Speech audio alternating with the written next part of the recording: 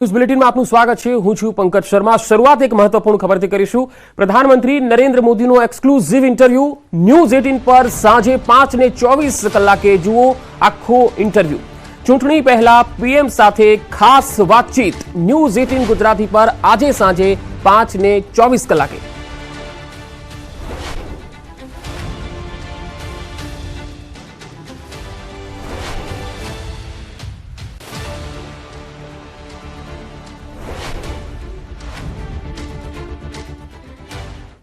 અને હવે વાત મહાસંગ્રામની।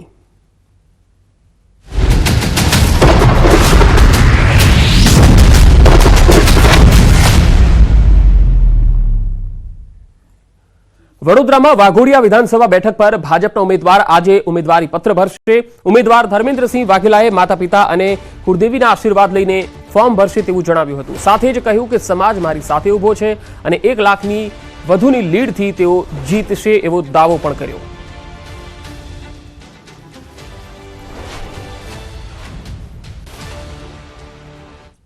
ધર્મેન્દ્રસિંહ પોતે આપણી સાથે છે, તેમની સાથે વાત કરીશું। બાપુ, શું કહેશો? અગાઉ અપક્ષમાં જ્યારે ચૂંટણી લડ્યા ત્યારે ભરપૂર જનતાનો પ્રેમ મળ્યો, હવે ભાજપનો સિમ્બોલ છે, આજે ઉમેદવારી ભરવાનો જઈ રહ્યા છો, શું કહેશો? મારી જનતાનો ભરપૂર પ્રેમ આજે પણ છે। આજે અમારા માતા પિતાના આશીર્વાદ લઈને કુળદેવી અને હનુમાનજી દાદાની પૂજા કરીને આજે હવે અમે અહીંયાથી માળોદર ખાતે મહારુદ્ર મહાદેવ ના મંદિરે જઈને પૂજા અર્ચના કરીને દાદાના આશીર્વાદ લઈને કાર્યકર્તાઓ સાથે ખૂબ મોટી સંખ્યામાં રેલી સ્વરૂપે મામલતદાર કચેરી જઈને નામાંકન કરીશું।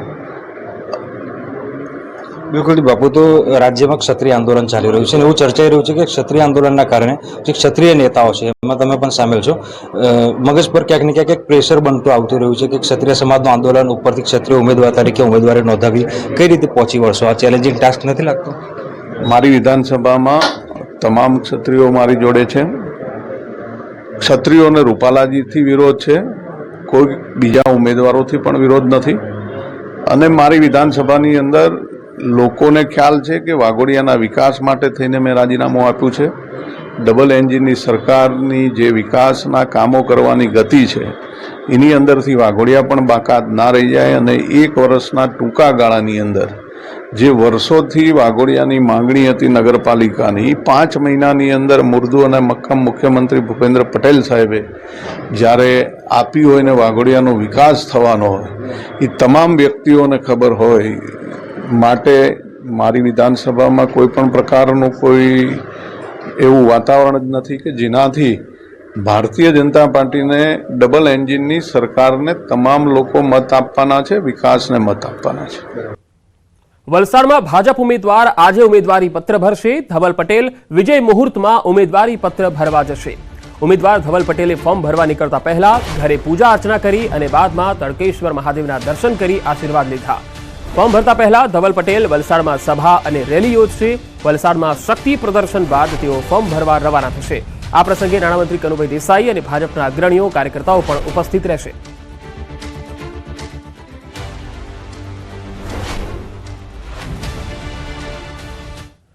આ તરફ પોરબંદર વિધાનસભા બેઠકની પેટા ચૂંટણીના ભાજપ ઉમેદવાર અર્જુન મોઢવાડિયા પણ આજે ફોર્મ ભરવા જશે। બપોરે 12:39 વિજય મુહૂર્તમાં ફોર્મ ભરશે। તેઓ હાલ સંબોધન કરી રહ્યા છે। આવો નરેન્દ્રભાઈ અને અમિતભાઈ બેઠા છે। ત્રીજા આપણા સંસદ સભ્ય મનસુખભાઈ મંત્રી છે। ભૂપેન્દ્રભાઈ આપણા મુખ્યમંત્રી છે।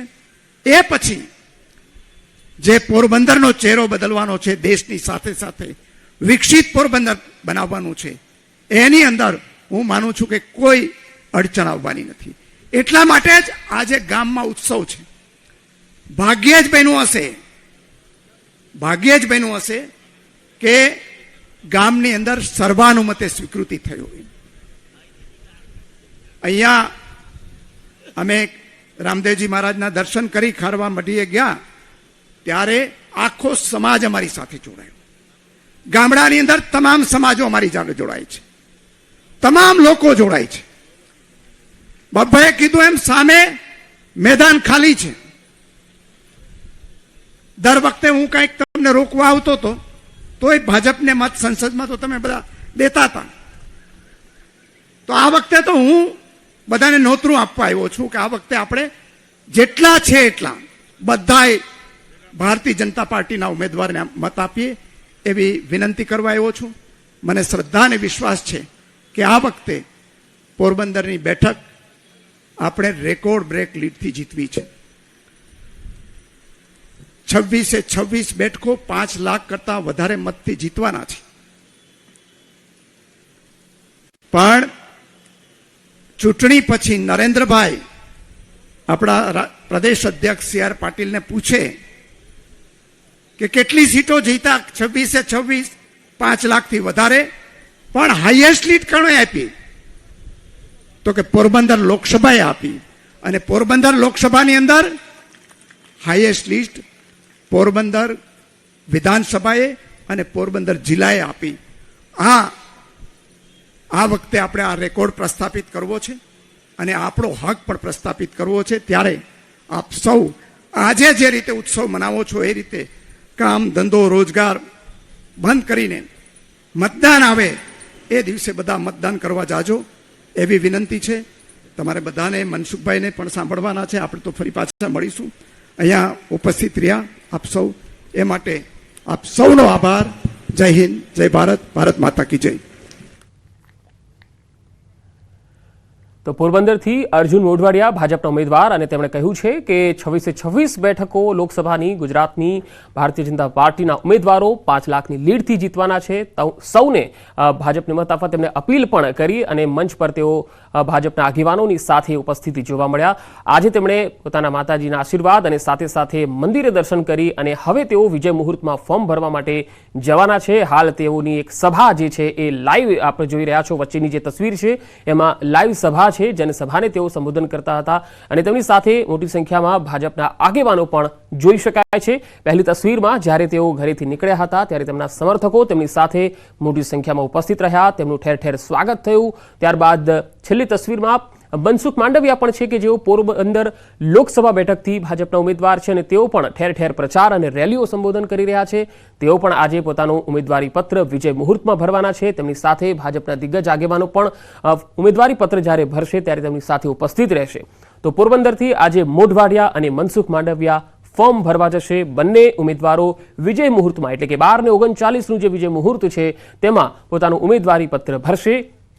પોરબંદર લોકસભાના ઉમેદવાર મનસુખ માંડવિયા આજે વિજય મુહૂર્તમાં ફોર્મ ભરવા જવાના છે. તેઓ વિધાનસભાની પેટા ચૂંટણીના ભાજપ ઉમેદવાર અર્જુન મોઢવાડિયા પણ આજે ફોર્મ ભરશે. 12 ને 39નો સમય છે. બંને ઉમેદવારો અલગ અલગ મંદિરે દર્શન કરવા પહોંચ્યા. માંડવિયાએ ભોજેશ્વર મહાદેવ મંદિરે અને સુદામા મંદિરે દર્શન કર્યા. આ ઉપરાંત ખારવા સમાજ ખાતે રામદેવજી મહારાજ અને કીર્તિ મંદિર ખાતે દર્શન કર્યા. ભારત માતા કી, ભારત માતા કી, વંદે વંદે. ધન્યવાદ. પોરબંદર લોકસભા સીટના ઉમેદવાર તરીકે નામાંકન ભરવાના પ્રસંગે આજના કાર્યક્રમમાં આપણા વચ્ચે ઉપસ્થિત વંદનીય સંતગણ, મંચ પર બિરાજમાન તમામ જનપ્રતિનિધિઓ, સંગઠનના પદાધિકારીઓ, આમંત્રિત મહેમાનો, ઉપસ્થિત કાર્યકર્તા બંધુ ભાઈઓ અને બહેનો, આપ સૌનું હું હાર્દિક સ્વાગત કરું છું. દોસ્તો, સૌપ્રથમ મહાત્મા ગાંધીના ચરણોમાં વંદન કરું છું. કૃષ્ણ સખા સુદામાના ચરણોમાં વંદન કરું છું. આ મહાત્મા ગાંધીની જન્મભૂમિ છે. હું ભાવનગરથી આવું છું. ભાવનગરની અંદર મહાત્મા ગાંધીના વિચાર આધારિત બુનિયાદી શિક્ષણની સૌથી વધારે સંસ્થાઓ આવેલી છે. આ સંસ્થાઓને બચાવવા માટે, આ સંસ્થાઓને મદદ કરવા માટે ગાંધીજીની 150મી જન્મ જયંતિ વખતે મેં 150 કિલોમીટરની પદયાત્રા ગાંધી મૂલ્યોના માર્ગે કરીને કરી હતી. એટલા માટે સ્વધર્મથી હું પોરબંદર સાથે જોડાયો હતો. હવે કર્મથી પોરબંદર સાથે જોડાવા માટે આપના આશીર્વાદ માટે આવી રહ્યો છું. મને પૂરો વિશ્વાસ છે આ ધરતીની તાકાત, આ ધરતીના સંસ્કાર એ કંઈક અનોખા છે. અને એટલા માટે પોરબંદર, રાજકોટ અને જુનાગઢ આ 3 જિલ્લાની બનેલી આ લોકસભા સીટ, દોસ્તો, હું ચૂંટણી જીતવા માટે નથી આવ્યો, જનતાના દિલ જીતવા માટે આવ્યો છું. લોકશાહીની અંદર જનતાના દિલ જીતવા એ બહુ આવશ્યક હોતા હોય છે. અને મોદીજીએ દેશની 140 કરોડની જનતાને મારો પરિવાર કહીને જનતાના દિલ જીત્યા છે.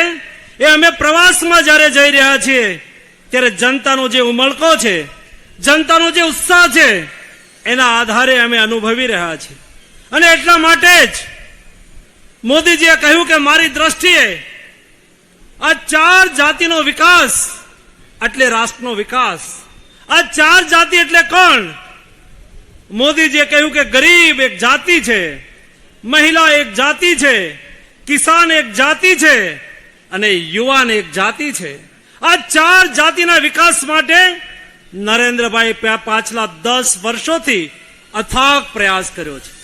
અને પ્રયાસનું પરિણામ હું જ્યારે ગામડાની અંદર પ્રવાસ કરી રહ્યો હતો, શહેરની અંદર પ્રવાસ કરી રહ્યો હતો, મારી સામે આ 4 વર્ગના લોકો પ્લે કાર્ડ લઈને ઉભા રહેતા હતા. કહેતા હતા કે અમે કિસાન સન્માનના લાભાર્થી છીએ, અમે મોદીજીની સાથે છીએ, અમે તમને સમર્થન કરીએ છીએ. અરે કોઈ મહિલા કહેતી હતી મહિલા સશક્તિકરણ માટે મોદીજીએ કરેલા પ્રયાસથી અમે મોદીજીની સાથે છીએ. અરે કોઈ ગરીબ કહેતા હતા અમને મુફ્ત અનાજ મળી રહ્યું છે ને એટલે અમે મોદીજીની સાથે છીએ. અને એટલા માટે મેં નક્કી કર્યું આ ચૂંટણી દોસ્તો મનસુખ માંડવિયા નથી લડતા. મોદીજીના પ્રતિનિધિ તરીકે લાખોની સંખ્યાની અંદર, કરોડોની સંખ્યાની અંદર મોદીજીની યોજનાના લાભાર્થીઓ આ ચૂંટણી લડી રહ્યા છે દોસ્તો. અને એટલા માટે 4 લાભાર્થીઓ મને સામેથી કહ્યું. એક અમારા પોરબંદરના મછવારા મીનાબેન, એમણે કહ્યું કે મનસુખભાઈ, અમને બોટ માટે લોન મળી ગઈ ને એટલે કોરોના પછી મારા પતિ પાસે કોઈ વ્યવસાય નહોતો, અમે ફરીને માછીમારી ચાલુ કરી દીધી છે.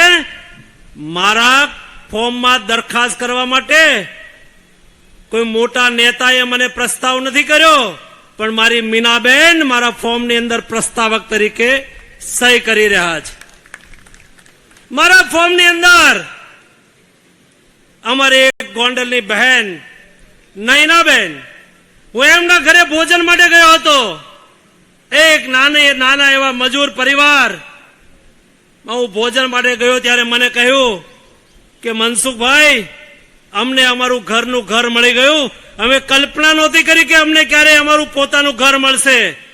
હું તમારા ફોર્મમાં દરખાસ્ત કરી શકું? નયનાબેન મારા ફોર્મની અંદર દરખાસ્ત કરનાર મારા સાથી છે, મારા ફોર્મની અંદર ઉમેદવાર તરીકે પ્રસ્તાવ કરી રહ્યા છે. અને અમારા જેઠા બાપા એક વખત બોડીઓ લઈને ઉભા હતા મારા પ્રવાસ દરમિયાન. જેઠા બાપાએ કહ્યું, હું નાનો ખેડૂત છું, પણ કિસાન સન્માન નિધિ ટાઈમે અમને ખાતર મળે છે અને 0% મોદીજી અમને પાક ધિરાણ આપે છે. એટલા માટે મારે પણ તમે ઉમેદવાર થયા છો ને, તમારી દરખાસ્ત કરવી છે. અમારા જેઠા બાપા મારા પ્રસ્તાવક છે દોસ્તો. અને 4થી જાતિમાંથી પ્રતિનિધિત્વ કરી રહ્યો છે અમારો યુવાન યશ. અહીં કંઈક બેઠો હશે, ઉભો છે. અમારો યશ યુવાન છે. એમણે કહ્યું કે હું ડોક્ટર બન્યો છું, મારા પરિવાર પાસે પૈસા નહોતા, મેં મોદીજી પાસે બેંક પાસે લોન માગી, મને મારા ભણવા માટે લોન મળી ગઈ, મને ડિગ્રી મળી ગઈ. હું પણ પ્રસ્તાવ કરવા માંગુ છું. દોસ્તો, મારા 4 ફોર્મના 4 સેટની અંદર મારા પ્રસ્તાવકો મોદીજીના પ્રતિનિધિ છે. હું ભાગ્યશાળી છું. મોદીજીના પ્રતિનિધિઓ, લાભાર્થીઓ મારા નામાંકનની અંદર પ્રસ્તાવ કરી રહ્યા છે. દોસ્તો, દેશ બદલી રહ્યો છે, દેશ આગળ વધી રહ્યો છે, નવા ભારતનું નિર્માણ થઈ રહ્યું છે અને નવા ભારતના નિર્માણ ટાણે અમૃતકાળના સમયે મોદીજીને ફરીને દેશના પ્રધાનમંત્રી બનાવવા માટેની આ ચૂંટણી છે. અને આ ચૂંટણીની અંદર તમે મત આપો છો ને, આપણે તો ગુજરાતી લોકો છીએ. જ્યારે રોકાણ કરીએ ને ત્યારે વળતરની ગેરંટી હોય તો રોકાણ કરતા હોઈએ છીએ. તમે ભારતીય જનતા પાર્ટીને મત આપો છો ને, આપણે મોદીજીને વડાપ્રધાન બનાવીએ છીએ ને. દોસ્તો, એક મતનું કેટલું મૂલ્ય હોય છે આપણે ભલી ભાતી પાછલા 10 વર્ષની અંદર અનુભવી લીધું. આપના એક એક મતથી ભારતીય જનતા પાર્ટીને બહુમતી મળી. મોદીજી દેશના પ્રધાનમંત્રી બન્યા. પાછલા 65 વર્ષની અંદર જે કામ થયા હતા, 65 વર્ષે દેશ જે હાઈટ પર નહોતો પહોંચ્યો એ 10 વર્ષની અંદર મોદીજીએ કરી બતાવ્યું છે. 10 વર્ષની અંદર મોદીજીએ દેશની અંદર બેસ્ટ ઇન્ફ્રાસ્ટ્રક્ચર આપ્યું, મહિલાઓને સન્માન આપ્યું, કોરોના જેવી ક્રાઇસિસમાંથી દેશને સફળ રીતે ઉગાર્યો, દેશની અંદર ચાલતી આતંકવાદી પ્રવૃત્તિઓ પર કઠોર ઘા કર્યો, દેશની સરહદોને સલામત કરી. દિવસ ઉગેને છાપાની અંદર આપણે ન્યૂઝ વાંચતા હતા, ભારત પાકિસ્તાન સરહદ ઉપર